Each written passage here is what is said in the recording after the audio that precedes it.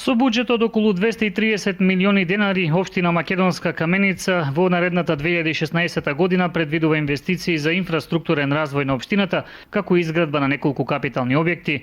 Во рамки на 34-та седница на Советот на оваа општина беше усвоен буџетот за 2016 година, како и програмите за работа на невладините организации, здруженија на граѓани и спортски клубови. Основниот буџет на Македонска Каменица за наредната година изнесува близу 3,7 милиони евра. Од овие средства, рекорден буџет од околу 6 милиони денари е предвиден за работата на невладините организации, здруженијата на граѓани, како и локалните спортски клубови.